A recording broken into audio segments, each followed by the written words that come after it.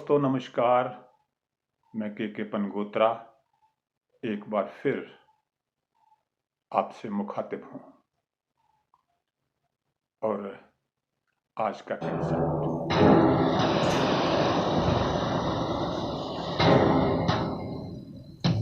21वीं सदी, आधुनिकता की सदी, विकास की सदी और 21वीं सदी में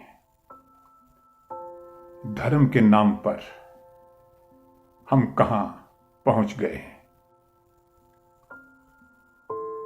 माननीय सुप्रीम कोर्ट ने देश में धर्म के नाम पर बढ़ती नफरत के दृष्टिगत देश के अवाम के सामने इस बेहद खास सवाल को रखा है। ये इसलिए कि भारत एक धर्म निरपेक्ष देश है और भारत के पवित्र दस्तावेज यानी संविधान ने भारत देश को ये मानवीय और नैतिक पहचान दी है। 21 नवंबर को 2022 को सुप्रीम कोर्ट ने एक याचिका पर सुनवाई के दौरान कहा, भारत का संविधान एक सेकुलर देश की स्थापना करता है जिसमें देश के सभी नागरिक आपसी भाईचारे के साथ रहें और यहां हर व्यक्ति की गरिमा की सुरक्षा की जाए। हमारे संविधान का आर्टिकल 51A कहता है कि हमें वैज्ञानिक सोच का विकास करना चाहिए, लेकिन धर्म के नाम पर हम कहां आगे हैं, ये बेहद दुर्भाग्यपूर्ण है। जस्टिस ऋषिकेश राय और जस्टिस KM जोसेफ की खंडपीठ ने ये सभी बातें देश में मुस्लिम समुदाय के लोगों के खिलाफ उत्पीड़न की बढ़ती घटनाओं के मामले में फौरन दखल देने की मांग करने वाली एक याचिका पर सुनवाई के दौरान कही। सुप्रीम कोर्ट ने कहा, देश की एकता और अखंडता हमारे संविधान के मार्गदर्शक सिद्धांतों में शामिल है, यानी directive principles of state policy. जब तक सभी धर्मों के लोग मिलजुल कर नहीं रहते, तब तक देश में भाईचारा नहीं हो सकता। यूपी, उत्तराखंड और दिल्ली की सरकारों को सुप्रीम कोर्ट ने यह निर्देश दिया है कि हेट स्पीच के खिलाफ शिकायत का इंतजार किए बगैर फौरन कार्रवाई करें। हालांकि सुप्रीम कोर्ट ने भले ही ये आदेश देश के 3 राज्यों की सरकारों को संबोधित करते हुए दिया है,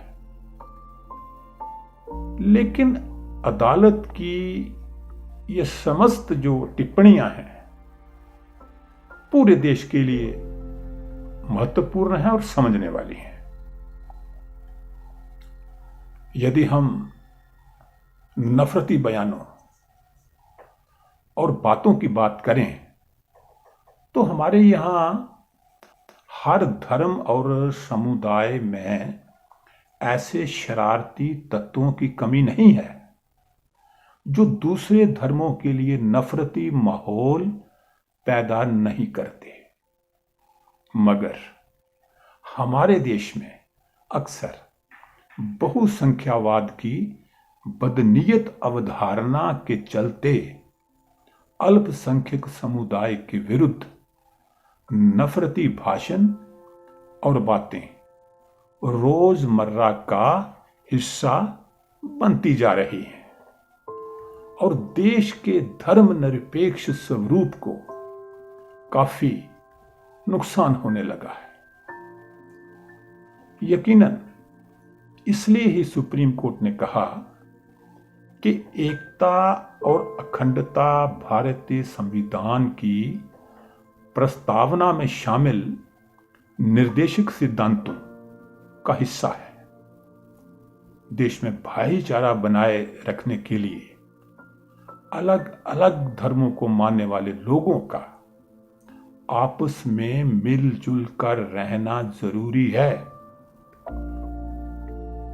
कोर्ट ने 3 राज्यों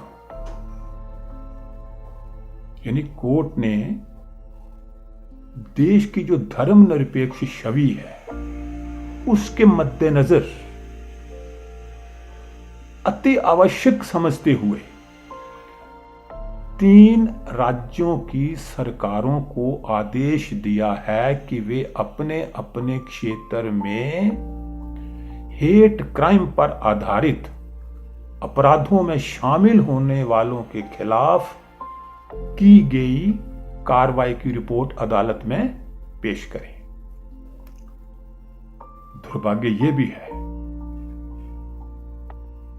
कि तमाम दंडात्मक प्रावधानों की मौजूदगी के बावजूद, जितने भी दंडात्मक प्रावधान है, पनिशेबल प्रोविजंस जो हैं, उनके बावजूद नफरत फैलाने वालों के खिलाफ शायद ही कोई कार्रवाई होती है और संविधान के सिद्धांतों पर अमल होता दिखाई देता है। इसलिए ही सुप्रीम कोर्ट को यह कहना पड़ा कि संविधान के मुताबिक कानून का राज कायम रखना और नागरिकों के मौलिक अधिकारों की रक्षा करना इस अदालत का कर्तव्य है। यही कारण है कि खंडपीठ ने चेतावनी देते हुए कहा कि अगर प्रशासन ने इस बेहद गंभीर मुद्दे पर कार्रवाई करने में जरा भी देर की तो इसे अदालत के आदेश की अवमानना मानकर कार्रवाई की जाएगी। जहां पर जस्टिस ऋषिकेश राय को कोट करना, उद्धृत करना मेरे हिसाब से तर्कसंगत होगा कि इस तरह के बयान वाकई डिस्टर्ब करने वाले हैं, खास तौर पर भारत जैसे देश में जो अपनी धार्मिक निष्पक्षता के लिए प्रसिद्ध है। इसके साथ उन्होंने ये भी कहा कि कोर्ट के सामने सिर्फ एक समुदाय के खिलाफ दिए गए बयान नहीं पेश किए गए और सुप्रीम कोर्ट किसी खास पक्ष को टारगेट करता हुआ दिखाई नहीं देना चाहिए।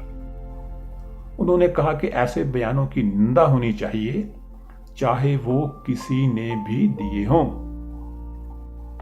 खास सवाल तो ये भी है कि 21वीं सदी में धर्माधारित और जातिवादी नफरती राजनीति हमें एक ऐसे मुकाम तक पहुंचाती जा रही है जहां हम सुसंस्कारी सामाजिक व्यवहार के धनी भी नहीं रहे। क्या राजनीतिक और सामाजिक धरातल पर हम इतने गरीब हो चुके हैं कि 21वीं सदी, क्या हम इतने गरीब हो चुके हैं